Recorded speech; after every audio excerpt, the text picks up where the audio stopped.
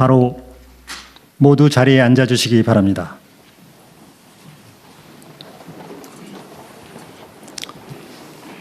먼저 대통령님 모두 말씀이 있겠습니다. 네, 우리 김경수 위원장님 그리고 지방시대위원 여러분 반갑습니다.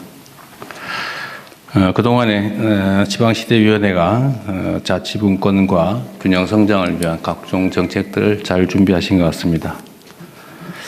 현재 우리 사회가 직면한 가장 큰 과제는 여러 가지가 있겠지만 성장의 회복이라고 생각됩니다. 대한민국은 그동안에 수도권 중심의 일극체제를 통해서 성장 전략을 추진해왔고 상당한 성과를 냈던 건 역사적 사실입니다. 최근에 수도권 집중이 지나치게 강화되면서 오히려 이제는 성장의 잠재력을 좀 훼손하는 상황에 이르렀습니다. 분권과 균형 발전, 또 자치의 강화는 이제 대한민국이 지속적 성장을 위해서 피할 수 없는 국가적 생존 전략이 됐다고 생각합니다. 앞으로 대한민국이 5극 3특을 중심으로 다극 체제를 만들어 감으로써 성장의 동력을 새롭게 확보해야 될 시점인 것 같습니다.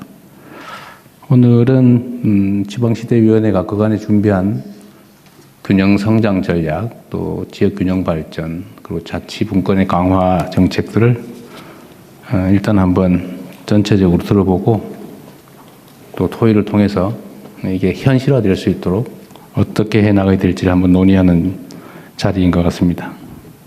그동안에 준비하느라고 수고하셨고 앞으로도 준비된 정책을 잘 집행해서 대한민국이 새롭게 지속적으로 성장할 수 있는 길을 열어가면 좋겠습니다.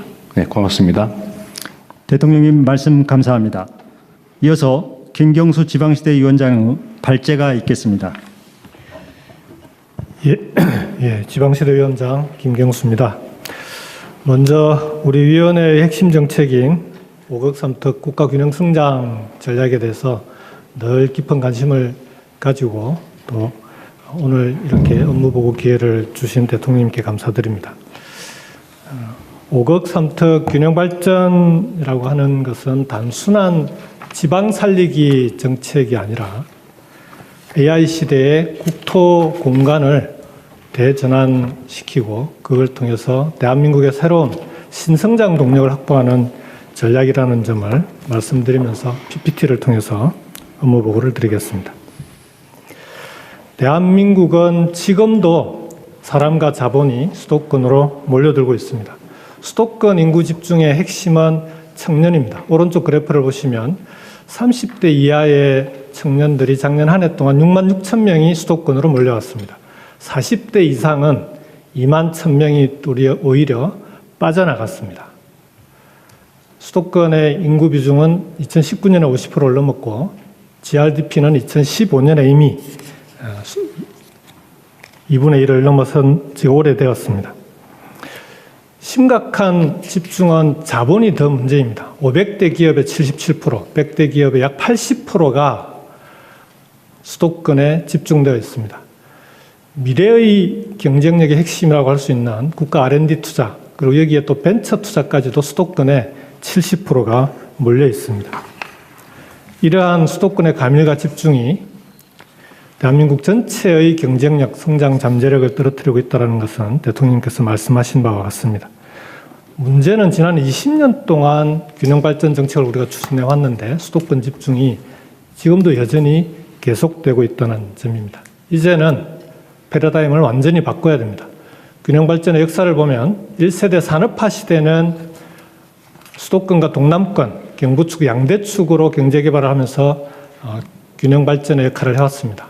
2세대 정보화 시대는 IT와 벤처 중심으로 민간기업이 수도권에 집중 투자가 이루어졌던 시기입니다. 그래서 정부가 나서서 공공기관 이전을 통한 균형발전을 추진했던 그 결과가 세종시 혁신도시로 남아 있습니다. 이제는 3세대 AI 기후위기 시대의 균형발전 전략이 필요한 시기입니다. AI 시대에는 데이터 센터를 포함한 에너지와 전력이 중요해지는 시기이기 때문에 분산형 전원을 포함한 지방이 이제는 오히려 성장 전략의 핵심이 되는 국가의 전략 자산이 되는 그런 시대가 되고 있습니다. 이런 시대에 우리는 미래를 열기 위해서는 어떻게 해야 되는가? 세 가지 질문에 답을 해야 됩니다. 첫 번째, AI 시대의 국토는 어떻게 사용할 것이냐? 두 번째, 사람들은 그러면 어디에 어떻게 살아가게 할 것이냐? 마지막으로 우리 다음 세대들에게 우리는 어떤 미래를 물려줄 것이냐? 저는 이제는 대한민국의 국토를 넓게 써야 한다라고 생각합니다. 기존의 비수도권 시도 단위의 균형발전 전략으로는 이 수도권 집중을 극복하기가 어려워졌습니다. 한계가 명확하다는 것이 밝혀졌습니다.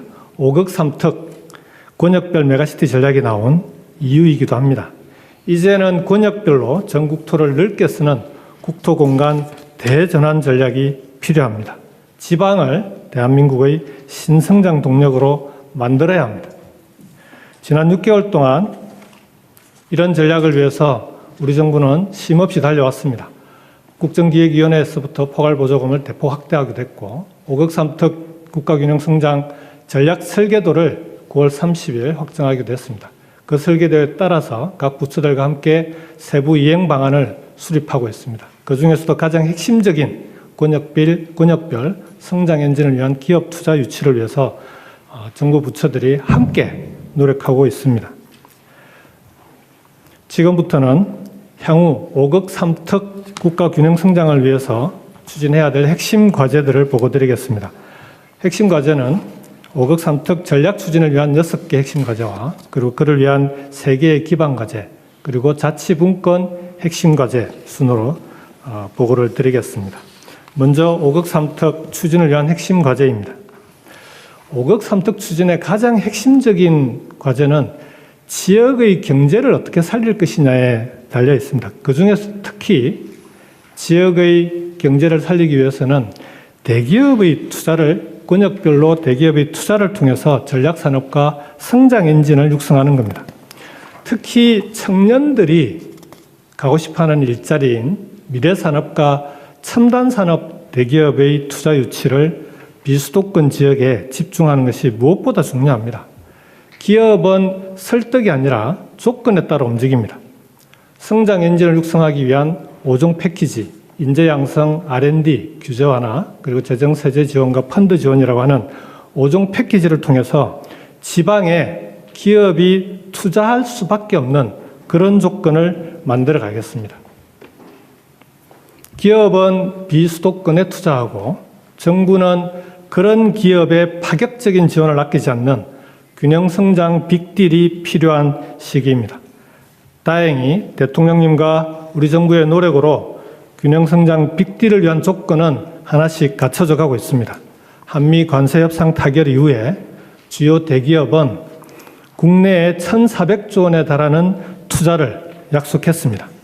대기업의 1,400조 국내 투자는 5극 3특 균형성장의 마중물이 될 것입니다. 1,400조 원 투자의 상당 부분이 비수도권 지역에 투자될 수 있도록 그리고 그 과정에서 지역에 있는 지방대학에 함께 투자를 통해 인재 양성을 함께 할 수 있도록 그리고 협력업체들과 상생할 수 있는 그런 투자가 될 수 있도록 정부의 전방위적인 지원을 부탁을 드리겠습니다. 대기업의 지역 투자의 가장 큰 걸림돌은 대기업 관계자들을 만나보면 인재를 얘기합니다. 지방에 기업을 투자하고 싶어도 지금은 미래산업, 첨단산업의 경우에는 투자를 하고 나서 짓는 공장에 뽑는 직원의 절반 이상이 석박사급의 연구개발 투자 인력을 뽑아야 된다고 합니다. 수도권이 아니면 미래산업, 첨단산업 인재를 뽑기가 쉽지 않다라는 것이 기업의 얘기입니다. 지방에서도 기업들이 필요로 하는 그런 인재를 뽑을 수 있는 그런 대한민국을 만들어야 됩니다. 균형성장 정책의 성패를 좌우할 수 있는 핵심 과제이기도 합니다. 우리 정부는 지난 대선 때 서울대 10개 만들기를 대통령님께서 공약을 하셨습니다. 서울대 10개 만들기는 전국에 서울대와 같은 똑같은 대학을 10개를 만들겠다는 공약이 아닙니다. 권역별로 전략산업, 성장 엔진과 연계해서 적어도 그 분야만큼은 우리 정부의 집중적인 투자를 통해서 수도권에 있는 서울대 이상의 수준이 될 수 있는 그런 대학을 만들어 보자는 것입니다. 이미 지역에는 그런 성공 사례들이 있습니다. 카이스트를 포함한 4개의 과학기술원, 그리고 포스텍, 그리고 한전공대라고 불리는 한국에너지공대까지 지역에서도 뛰어난 대학, 그리고 수준 있는 대학을 만들었던 성공 모델이 있습니다. 서울대 10개 만들기는 정부의 집중적인 투자를 통해서 전국의 카이스트 10개, 그리고 대기업의 투자와 결합해서 만들어가는 포스텍 10개 만들기를 통해서 지역에서도 필요로 하는 인재를 뽑았을 수 있는 그런 나라를 만들도록 하겠습니다. 인재 양성만으로 기업의 투자를 이끌어낼 수는 없습니다. 권역별 성장 엔진을 대기업, 앵커 기업의 투자와 연계해서 기업이 필요로 하는 그런 입지를 발굴하고 공급하는 기업형 첨단 도시도 함께 조성해 나가겠습니다. 첨단 3단을 포함해서 구도심을 중심으로 이루어지는 도심 융합특구, 여기에 신도시를 결합하는 1가 3트가 어우러지는 그런 기업형 첨단 도시를 만들어 나가겠습니다. 그리고 청년들이 갈 만한 일자리는 이런 미래산업 첨단 산업 기업뿐만 아니라 창업을 통해 새로운 스타트업의 일자리도 청년들이 선호하는 일자리입니다. 지역 거점이 되는 5급 3특별 창업도시를 적극적으로 구축해서 창업 생태계를 지역에서도 만들겠습니다. 아이디어만 있으면 어느 지역에 있든지 성공할 수 있는, 창업을 통해 성공할 수 있는 그런 생태계를 만들어가도록 하겠습니다.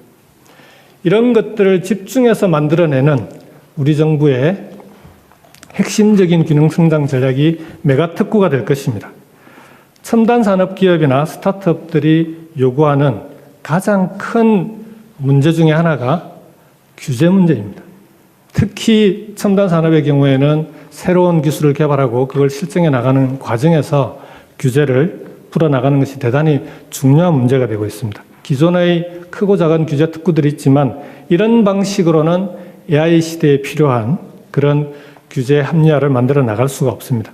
광역 단위의 대규모 규제 혁신과 여기에 정책 패키지 지원을 결합하는 메가특구를 통해서 이제는 지방이 오히려 더 매력적인 투자처가 될 수 있도록 만들어 가겠습니다. 지방에 이렇게 해서 기업의 투자가 이루어진다고 하더라도 지방이 지금처럼 생활하기 불편한 곳이 되어서는, 그렇게 남아있어서는 균형성장은 성공하기 어렵습니다. 지방의 정주 여건, 생활 여건을 개선하는 데 가장 중요한 요소 중 하나가 대중교통망입니다.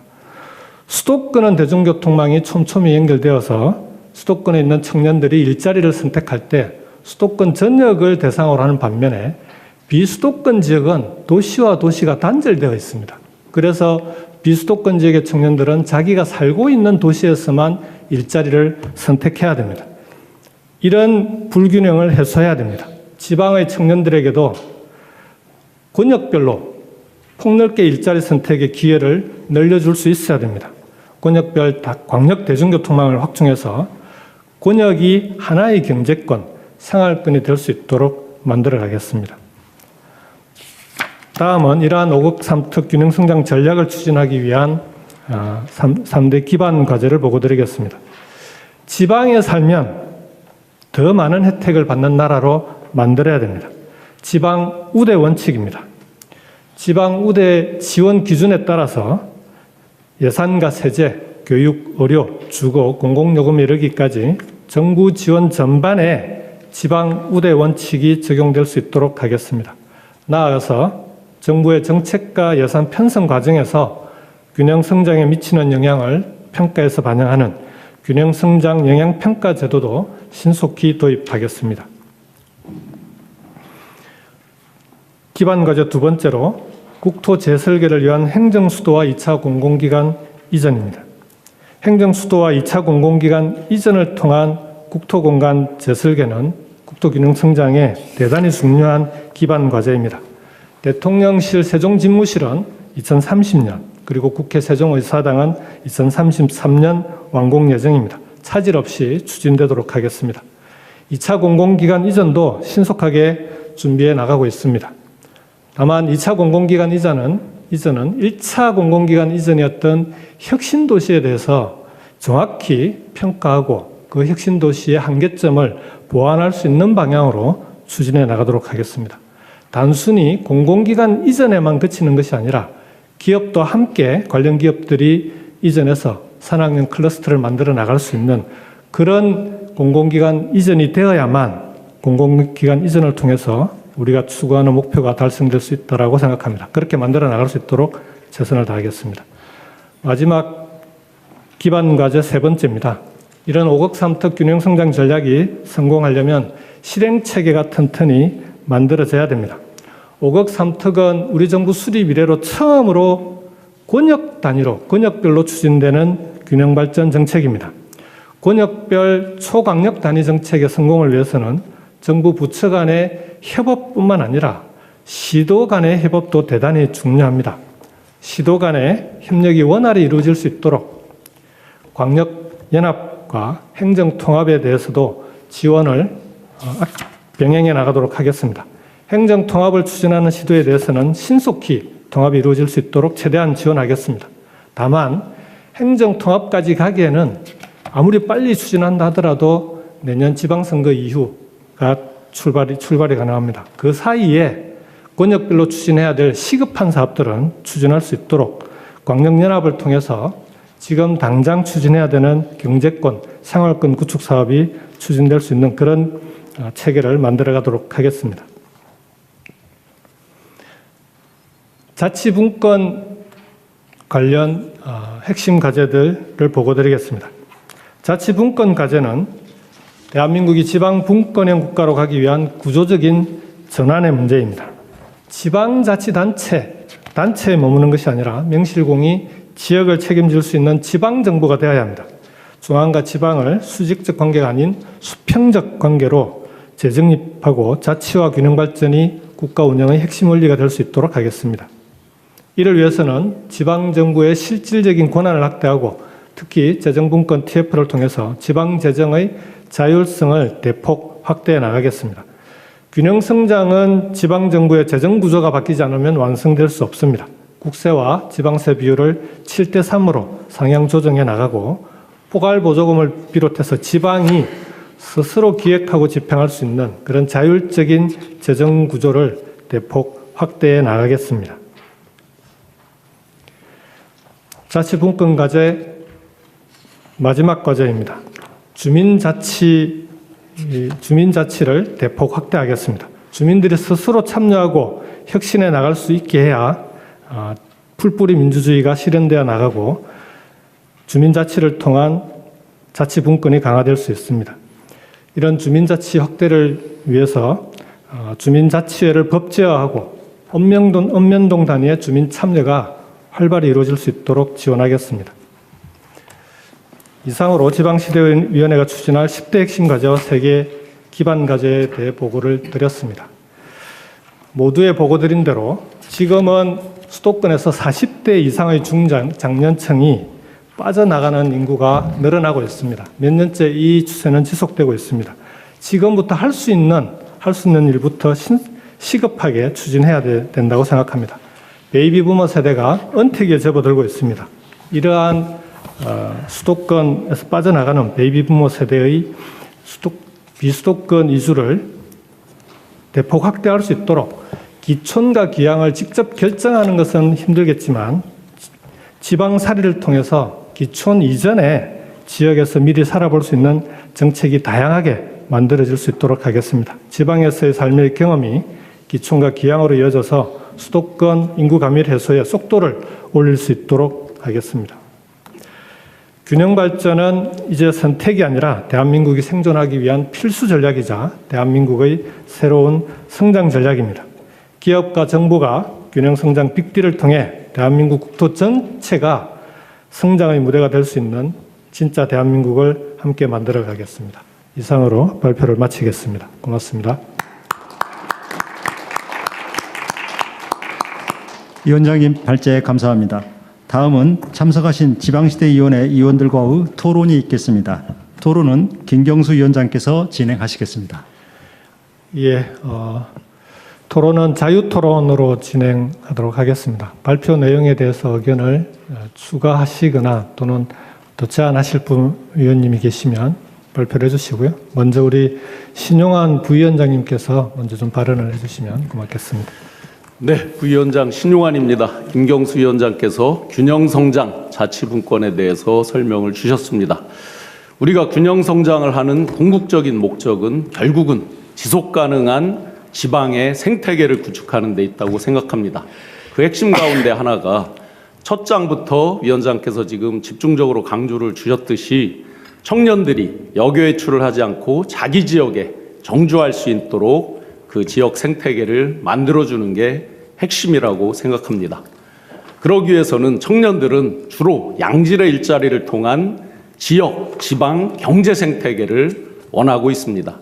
충북 충주 관악골 사례가 지역과 청년이 합심해서 그 지역에 지속 가능한 경제 생태계를 만든 하나 사례가 되겠습니다.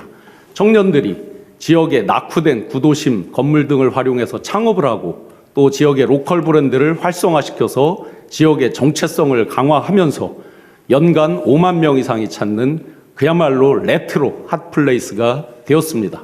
이런 청년들의 노력이 지역의 일자리 창출을 하고 경제 활성화에 기여하면서 궁극적으로 로컬 크리에이터 성공 모델로서 각광을 받고 있습니다.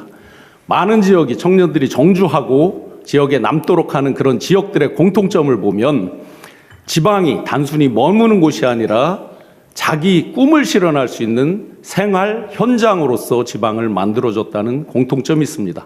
저희 대통령 직속 지방시대위원회도 자기 꿈을 실현할 수 있는 생활 현장이 될 수 있도록 더욱 노력하겠습니다. 마지막으로 정부 정책에 있어서 청년 정책에 대해서 관점을 말씀드리겠습니다. 우리가 요즘 청년들 참 불쌍하니까 어려우니까 도와줘야지 라는 관점으로 접근한다면 매몰 비용, 썬크 코스트가 될 확률이 높다라고 생각합니다. 미래 대한민국 주인공들에 대해서 성장 사다리를 만들어주는 인베스트, 투자 관점으로 정책의 기조를 가져주시면 감사드리겠습니다. 또한 기성세대 관점에 further young 관점이 있지만 그보다 기왕이면 요즘 청년들이 진짜 원하는 by the young 관점에 각별히 신경을 써주시면 감사드리겠습니다. 감사합니다. 예, 고맙습니다. 그 충주 사례라는 게 뭐예요? 충주 관악골이라고 있거든요. 거기가 이제 낙후돼서 사람들이 거의 찾지 않는 약간 이제 노후화된 그런 구도심이었는데 청년들이 직접 커뮤니티를 만들어서 협동조합도 만들고 하면서 실제로 창업을 여러 가지 제 후배도 이제 같이 참여하고 그래서 다양하게 여러 창업도 하고 하면서 일종의 많은 사람들이 레트로 어떤 힙플레이스로 찾을 수 있게 만드는 그런 도시 재생 플러스 지역과 청년들이 같이 합동해서 만든 새로운 어떤 지역 재생 모델로 보시면 되겠습니다. 예, 우리 신용환 부위원장이 담당하고 있는 역할이 청년, 창업, 그리고 본인이 충북 출신이라 충청을 사실은 대통령님 저가 저 마을 고을이기도 합니다. 아, 그래요? 그게 산청면인가 그런데 예, 거기 산청입니다. 예. 아, 그래요? 근데 충주. 네. 예, 또 발언하실 분 계십니까? 예. 5급 3특 특위위원장과 균형성장위원회를 맡고 계시는 이병헌 의원. 네, 저는 광운대학교 이병헌 교수입니다. 우선 저는 그 균형성장 전략의 어떤 효과적인 추진 방안에 대해서 한번 좀 몇 가지 말씀드리려고 합니다. 아시다시피 지역균형 발전이라는 것이 지난 역대 정부에서 모두 주요 국정과제로 해서 추진을 했었습니다. 그럼에도 불구하고 이제 지금 그 수도권 집중과 지역 소멸 추세를 크게 바꾸지 못했는데요.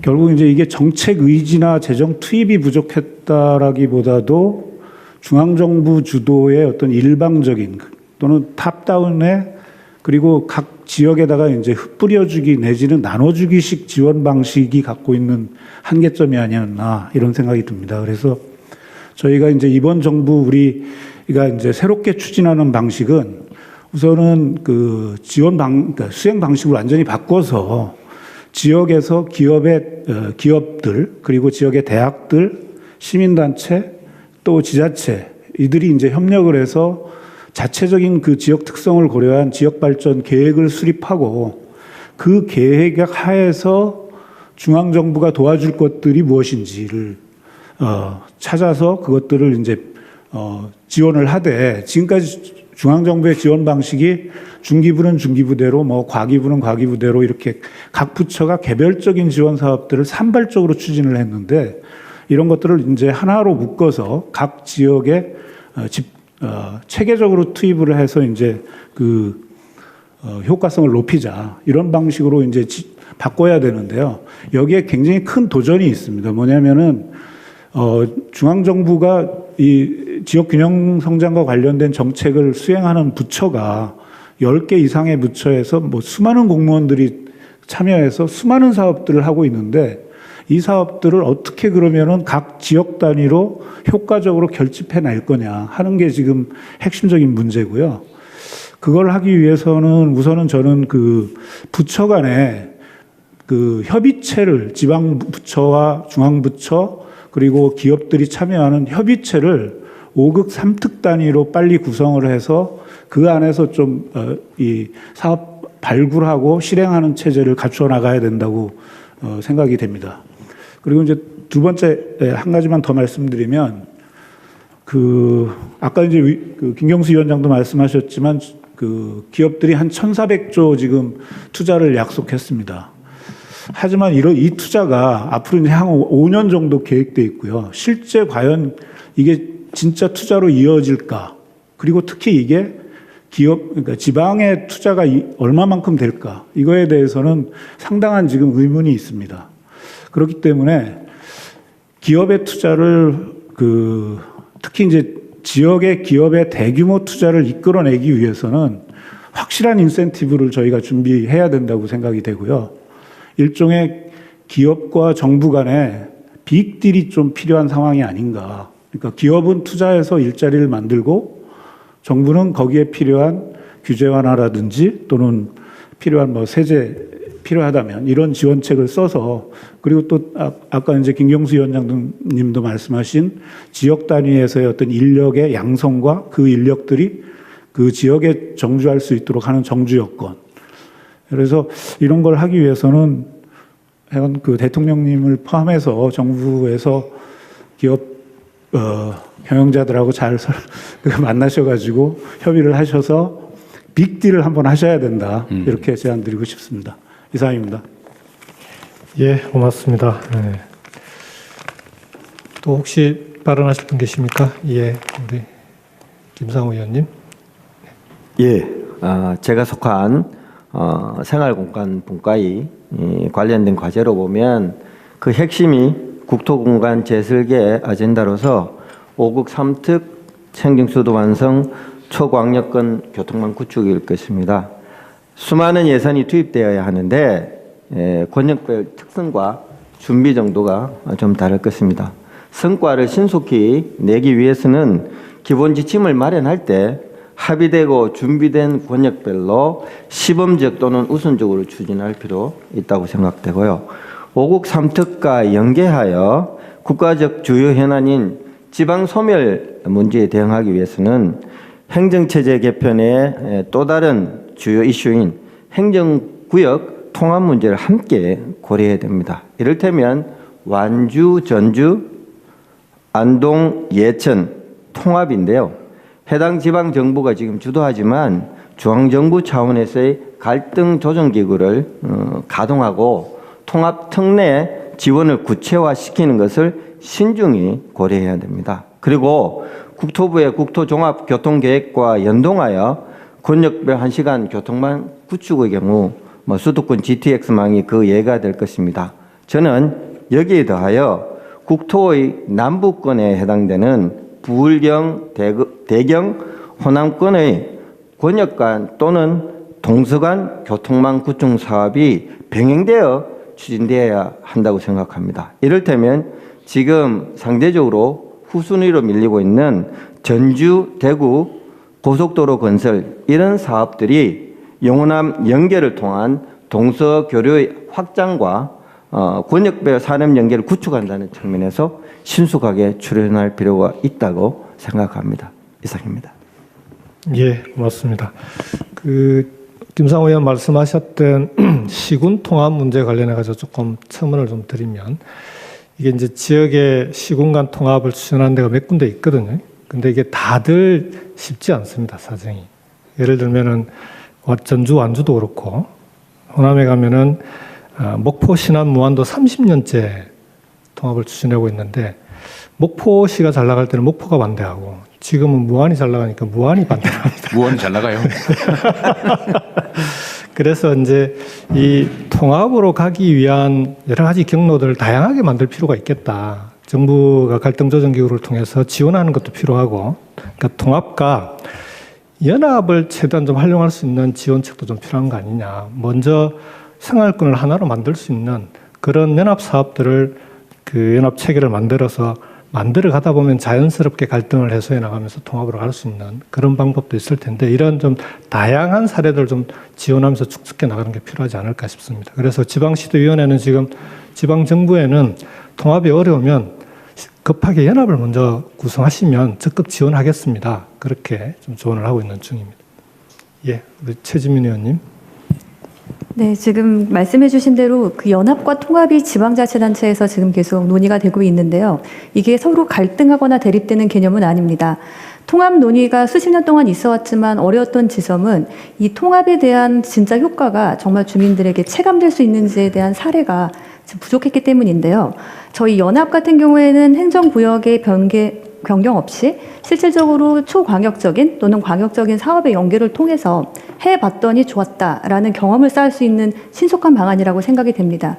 따라서 현재 통합과 연합, 특별지방자치단체로 일컬어지는 연합이 대립되는 관계가 아니기 때문에 우선 연합을 통해서 어떤 우리 지역의 주민, 즉 그 민생 회복에 있어서의 주민의 신뢰를 얻어낼 수 있는 것들을 신속하게 추진을 하고 축적을 한 이후에 통합 관련된 것들을 자연스럽게 하게 되는 경우라면 통합에서 발생하고 있는 주민 간의 어떤 갈등 구조가 조금 이제 완화가 되지 않나 싶습니다.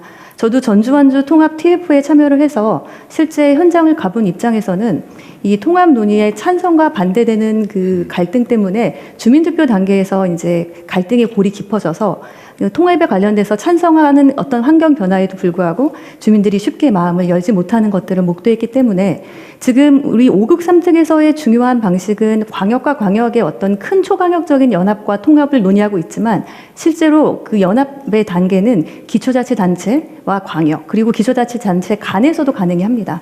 그래서 저희가 이런 광역적 연계협력의 사업에 관련되어 있는 신뢰를 먼저 회복하고 그 이후의 결과로서 우리가 광역 통합이나 지자체 통합을 같이 접근하는 방식을 병행하는 것이 필요하다는 말씀을 좀 붙입니다. 네. 우리 최지민 의원님은 지방행정연구원에서 행정통합을 포함한 행정구역 개편을 전공을 하고 있습니다. 실제 보건복지부 장관님하고도 이제 얘기를 했더니 의료 개혁 관련해서도 이게 시군 단위로 쪼개져 있는 이 행정구역 단위의 의료 개편이 쉽지가 않다는 거거든요. 그래서 소권역 단위로 시군을 몇 개씩 묶는 게 필요한데 그러면 5급 3특의 권역과 이게 이제 일치시켜 나가는 그런 것도 좀 필요하지 않을까 싶습니다. 예, 혹시 또 발언하실 분 계십니까? 예, 우리 자 정정숙 의원님. 멀리서 오신 분이죠. 예, 저는 대구에서 지역균형발전포럼이라는 단체를 운영하고 있습니다. 결국은 지역균형 성장과 자치분권의 핵심은 저는 시민들이 어떻게 참여하고 시민들과 어떻게 소통할 것이냐 이 문제라고 생각을 합니다.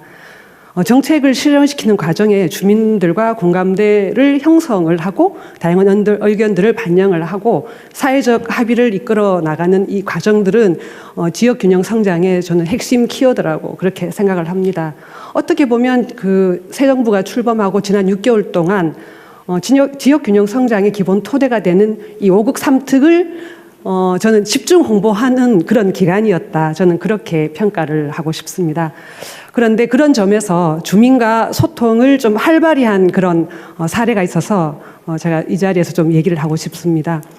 대구광역시에서 지난 10월부터 12월 초까지 9개 전 지역을 순회해서 지방시대 토크쇼를 개최했습니다. 그래서 이 5국 3특 균형 성장에 대한 이해도를 높이고 또한 그 정부가 발표한 그 지역 균형 발전과 관련된 국정 과제를 주제로 삼아서 그 지역에 맞는 특성에 맞는 상황을 주민들에게 설명을 하고 토론하는 그런 프로그램이었고, 이때 사용된 언어는 정말 주민들 누구나 쉽게 다가갈 수 있는 그런 언어로 소통을 했습니다.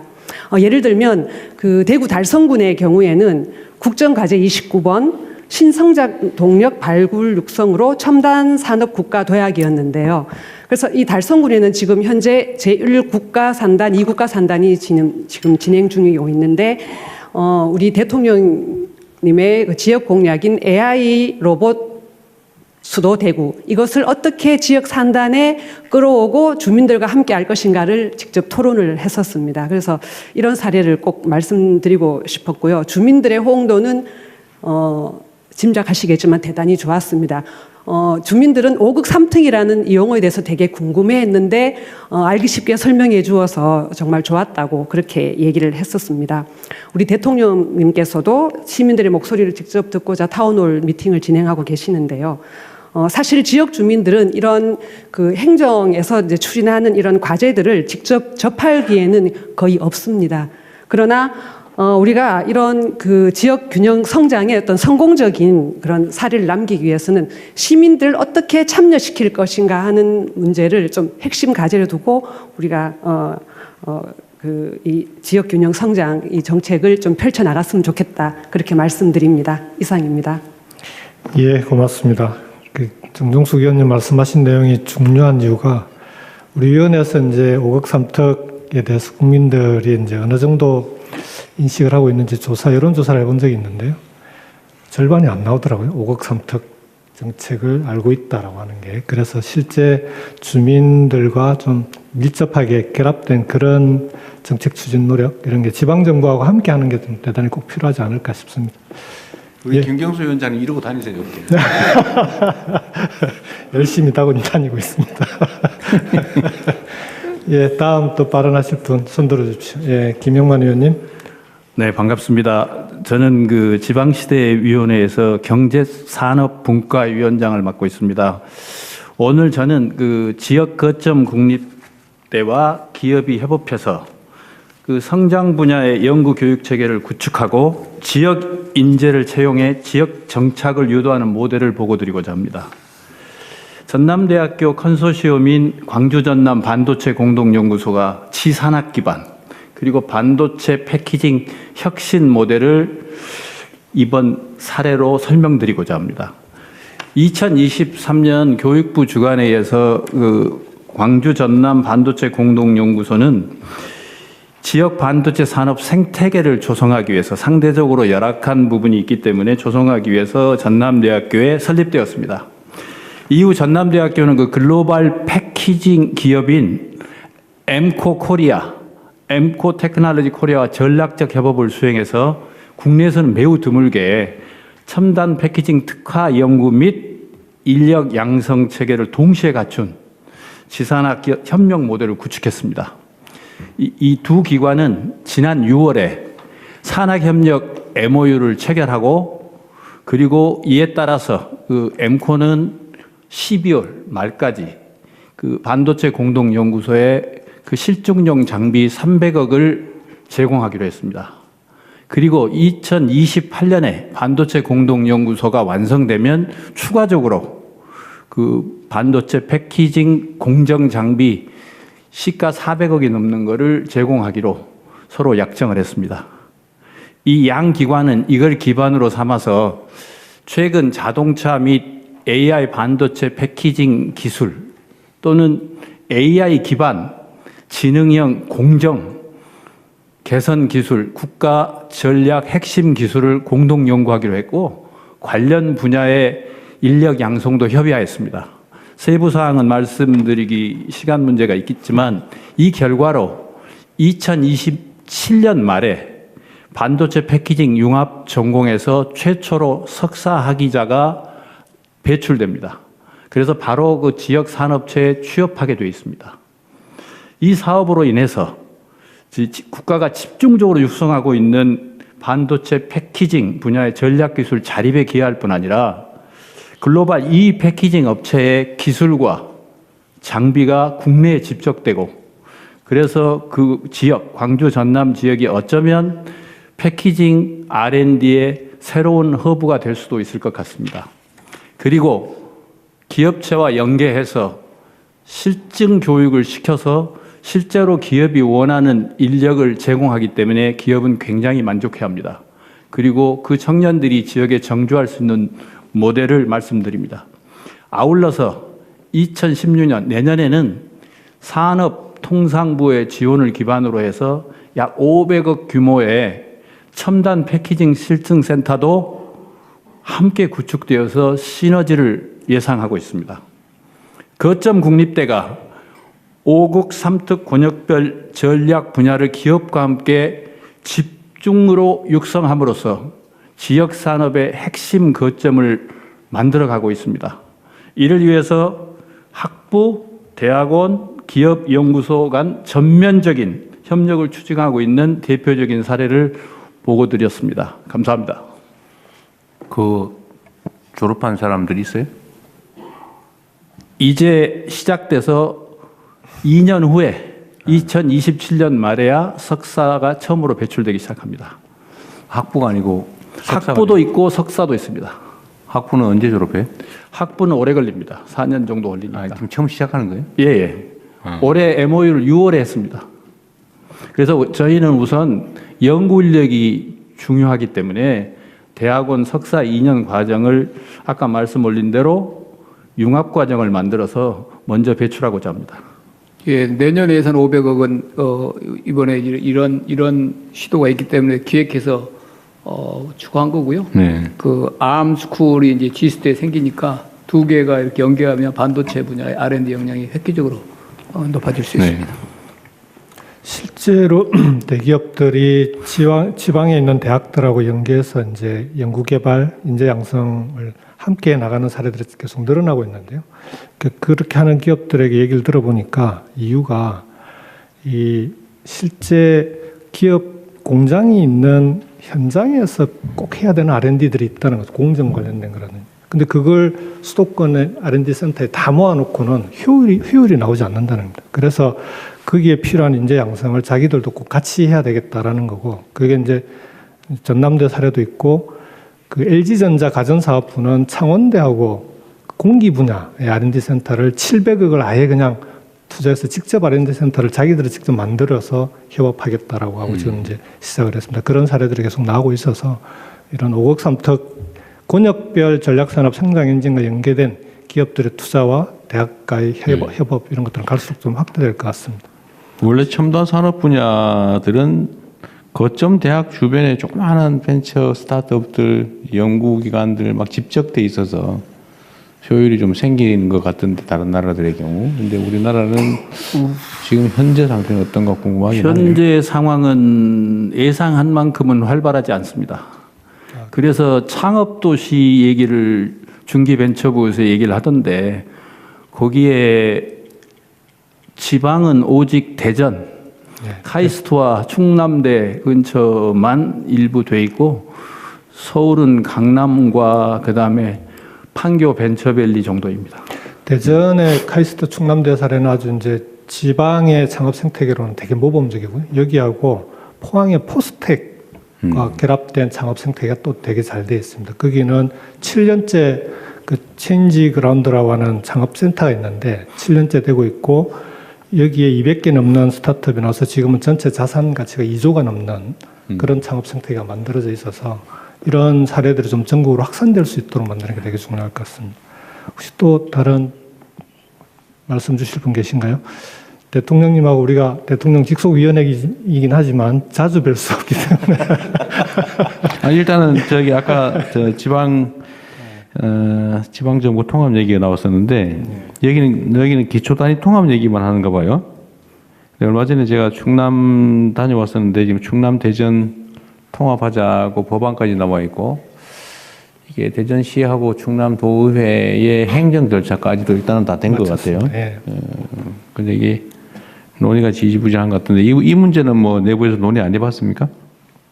아닙니다. 대전 충남 행정통합 관련해서는 이제 충청권 이제 행정연합하고 연계해서 행정통합에 대해서는 적극적으로 지원한다라는 입장을 가지고 이제 그쪽에서 특별법에 있는 그 각종 특례 조항들을 어떻게 합리적으로 조정할 건지 이 문제를 가지고 좀 협의를 하고 있는 중입니다. 네. 뭐 그것도 내용을 보니까 좀 조정해야 되긴 하겠던데요. 김태엄 지사님도 충남 타운홀 미팅 때 여쭤보니까 조정해야 된다고 얘기를 하더라고요. 아, 그래요? 다행히 그거 아니면 안 해. 이러지 않을까 걱정했더니 그건 아니군요. 네, 또 발언하실 분 계신가요? 미리 다 얘기를 잘 하셨나 봐요.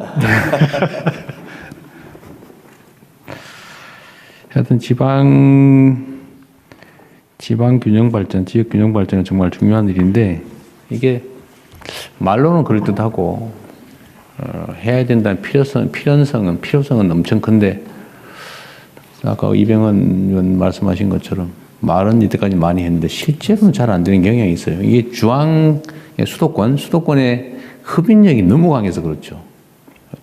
좀 떼가지고 지방에 분산하려고 그러면 사실 이런저런 여건들이 지방에서 뭘 하기가 참 어려운 나라가 됐어요, 되기는. 그래도 뭐 또 총력을 다해서 해야죠. 안 하면 큰일 나게 생겼는데. 지방시대위원회 역할이 정말로 중요합니다. 그 지역 단위로 뭐 이런 설명이나 이런 건 좀 하세요. 아까 뭐 정종수 위원은 정종수 위원 차원에서 아마 했던 것 같은데. 예, 지금 그 지역 단위로 이제 5억 3특에 대한 설명도 하지만 그리고 이제 시도 간의 협업이 필요하니까 대구 경북 같은 경우에는 어떻게 협업할 건지를 아예 시도지사님들하고 시도의 의장님들하고 같이 간담회도 가지고요. 그런 작업들을 계속 해 나가고 있습니다. 대구 쪽은 이제 연합을 만들고 싶은데 대구시장이 이제 지금 거리 상태니까 행정부 시장이 이제 권한 대행으로서 그걸 할 수 있냐, 요 고민을 하고 있더라고요. 제가 보기로는 대구 쪽이 아니라 경북 쪽에서 문제가 생기는 거 아닌가요? 주민들이 반대가 막 상당히 또 조직화되고 있는 것 같은데. 통합은 그렇습니다. 대구 경북 통합 쪽은 그렇고 통합은 그래도 이게 좀 시를 흘리고 어렵다고 보니까 먼저 사업을 함께 할 수 있는 연합을 특별지자체를 만들고 싶은데 대구시장 권한대행 입장에서는 이제 본인이 판단하기가 좀 어렵다. 이게 이제 권한을 특별지자체에 일부 위임해야 되니까 대구시장의 권한을 그게 이제 자기가 결정할 수 있는 거냐. 그래서 이건 행안부랑 협의를 해보겠다라고. 이럴 때가 오히려 찬스 아닙니까? 대통령께서 지시를 해주시면 바로 시작될 것 같긴 합니다. 근데 이게 행정 통합 문제든 연합 문제든 이거는 꼭 마지막에 정치적 이해관계 때문에 발목이 잡히는 경우가 많은 것 같아요. 이 정치가 문제일 때 이제 저도 정치를 하는 사람이긴 하지만 약간 거기서 벗어나 줘야 되는데요. 네. 길게 보고. 그나마 이제 연합은 그런 정치적인 갈등으로부터 조금 좀 덜한 편이고요. 통합으로 가면 늘 보면 디테일에서 막히더라고요. 네. 시청 어디 둘 거냐? 이름 어떻게 할 거냐? 맞습니다. 네. 그 크지 않은데 전체로 보면 시청을 두 군데 두고 막 그러면 되지 않을까요? 이제 그건 행안부에서 좀 풀어줘야 됩니다. 그 딱 규정상 법적으로 본청 소지를 어디로 한다라고 정해야 되니까. 복수로 둘 수도 있잖아요. 뭐 꼭 그래야 되나? 그건 좀. 그것도 연구를 한번 해보세요. 예. 이름 문제는 어쩔 수가 없긴 한데 명칭 문제. 사실 본질이 아닌데요. 예. 오히려 이름은 빨리 합의를 하더라고요. 대전 충남특별시, 대구 경북특별시. 아 그래? 예. 근데 이제 딱 본청 소재지 문제가 나오니까 되게 첨예하게 문제가 생기고요. 거리도 뭐 기껏해야 한 시간 뭐 이내 그런 정도. 내가 두 군데서 같이 하면 안 되나? 그런 방법을 한번 찾아보겠습니다. 아니 원래 건물이 한 개가 아니고 옆에 있으면 거기다 뭐 20m, 10m 떨어져 있잖아. 그게 뭐 한 20km 떨어져 있으면 뭐 안 된다는 법 없잖아요. 지금 경북도청이 안동, 군에 걸쳐 있잖아요. 네, 아니 한쪽인가? 안동하고 예천 양쪽에 예천까지 같이 있지 않나요? 걸쳐 있습니다. 예. 그게 행정구역은 안동시로 있습니다. 아 그래요? 예, 배우 시설만 예천. 예, 예천으로 들어가 있는데, 그럼 대통령 말씀 주셨는데, 사실 그 지방 중소도시 행정통합에 또 추진해왔던 게 바로 예천 안동의 바로 통합의 부분인데, 말씀하신 것처럼 이게 어떤 그 생태계 자체가 대표적으로 흔히 나타나는 현상이 작은 도시가 흡수되어진다는 그 위기의식, 그걸 일정 부분은 조금 정치적인 어떤 얘기들이 가면서 그런 위기의식을 좀 느끼게 하는 것 같고요. 그래서 제가 생각하기에 지금 그 두 케이스가 이렇게 얘기되어지고 있는 게 마산, 창원, 진해, 마창진 통합과 청주, 청원군 통합인데, 비교적 성공적인 모델이 청주, 청원군의 통합인데, 물론 그건 지형적인 구조나 여러 가지가 무려 4차례나 집요하게 20여 년 걸쳐 결국 통합을 이루어낸 성공적인 사례인데, 그런 사례들을 좀 가지고 지자체가 통합하려고 할 때 지방정부가 좀 하나의 어떤 가이드라인 같은 형태 좀 제시해 줄 수 있으면, 그래서 그걸 좀 선도해 나가는 어떤 통합지역을 만들어내는 것도 사실 필요하지 않을까라는 그런 생각이 듭니다. 근데 행정관청 소재지는 반드시 한 개의 주소에 둬야 된다는 것도 그것도 도구마 같아요. 뭐 꼭 그래야 되나? 양쪽에 걸쳐서 있을 수도 있는 거죠. 그러니까 이게 뭐 법인이기 때문에 신고하고 할 때 소재지는 주소가 반드시 있어야 된다. 아니, 그러니까 소재지를 반드시 한 개의 필지로 해야 되냐 그 말이에요. 예. 그 옆에 걸쳐 있을 수도 있지. 제2청사. 아니 제2금 또 누가 1 할 거냐고 싸우니까. 저는 별로 그 문제 아닐 것 같은데. 그리고 그게 대통령 이제 예천 안동에 바로 그 신도청이 들었을 때 결국 어떻게 합의를 받는가 하면, 행정구역상 신도청 소재지는 안동으로 하고, 그 대신 부대 시설, 주택이나 이런 부분들의 어떤 주거 시설 조성은 예천에 먼저 해준다. 제가 했으면 그랬을 것 같아요. 아예 도청을 딱 꼭 경계에다가 양쪽에 딱 지어가지고 걸쳐 짓는 거지. 그거 하면 안 된다는 법이 어디 있어? 만들면 되지. 조금 다른 사례이긴 한데, 혁신도시를 충북 음성과 진천이 반반 조성해놨습니다. 그래서 지금 음성과 진천의 통합 논의가 나오는데, 혁신도시가 반반 경계 지점에 네, 딱 절반으로 돼 있어요. 훌륭하네. 아니 그러니까 그건 뭐 장난이 아니고 그런 거 가지고 싸울 필요 없다는 거죠. 실용적인 측면에서 보면 주소에 두 군데 쓸 수도 있는, 두 개일 수도 있는 거죠. 예를 들면 꼭 한 개의 필지라 해야 되느냐 주소가. 충남도청이 내포 신도시의 행정구역이 몇 개에 걸쳐서 딱 삼각 지점에 있습니다. 아 거기는 하나의 군 안에? 그 하나의 군인데 이제 행정 면 단위로 이런 데 쪼개져 있다. 같이 이제 행정구역이. 그러니까 그거나 뭐 군 단위로 쪼개 있으면 뭔 차이가 있어요? 알겠습니다. 네. 대통령님께서 다음 일정이 있으셨어요. 이게 지금 시간상 딱 한 분 정도 대통령께 말씀 주실 분 계시면 발언이 가능할 것 같은데, 서로 하시겠다고 회의할 때는 하시더니 대통령 막상 뵈니까 그러게요. 예. 미리 우리 그 김경수 위원장께서 다 할 말을 다 거듭하는 바람에 이래 된 거 아닙니까? 그 회의는 제가 안 들어갔고요. 우리 신용환 부위원장이 주재하셨습니다. 알겠습니다. 그러면 뭐 주실 말씀이 없으시면 네, 정리하시죠. 자유토론은 이것으로 마무리하고 대통령 마무리 말씀 듣도록 하겠습니다.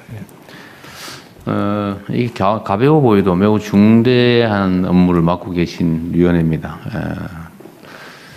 균형발전 자치분권 강화, 이거는 정말 대한민국이 살아남기 위한 생존 전략이라고 정말 생각해 줘야 됩니다. 지금처럼 계속 수도권으로 집중이 이어지면 나중에는 그 비효율이 정말 감당이 안 될 것 같아요. 지금도 사실 엄청난 비효율이 발생하고 있죠.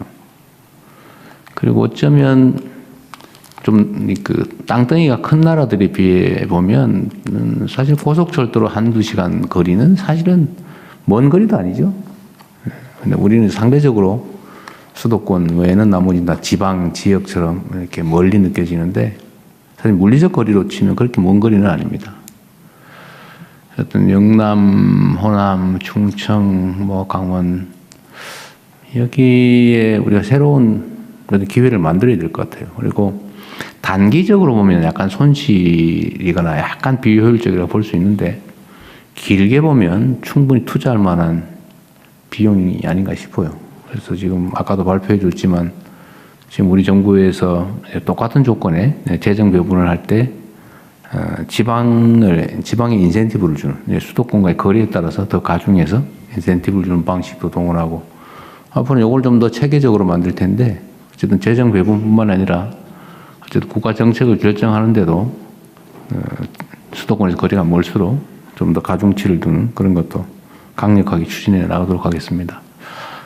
어쨌든 우리가 살아갈 수 있는 정말 어쩌면 유일한 길, 균형 발전, 자원의 효율적 배분 이거는 정말 중요한 국가적 과제로 추진할 테니까 지방시대위원회도 이제 그게 구체적으로 어떤 경로로 어떤 방법으로 실현될 수 있는지를 최대한 많이 고민해 주시고 실현 가능한 안들을 좀 많이 만들어 주시기 바랍니다. 수고하셨습니다. 대통령님 말씀 감사합니다. 오늘 보고에 함께해 주신 대통령님과 참석자 여러분께 감사 말씀을 드리겠습니다. 이상으로 지방시대위원회 보고회를 마치겠습니다. 사진이라도 하나 찍어. 다음 순서는 참석자분들과 기념 촬영이 있겠습니다. 어디서 하기로 했어요? 촬영 준비하는 동안 잠시만 기다려 주십시오.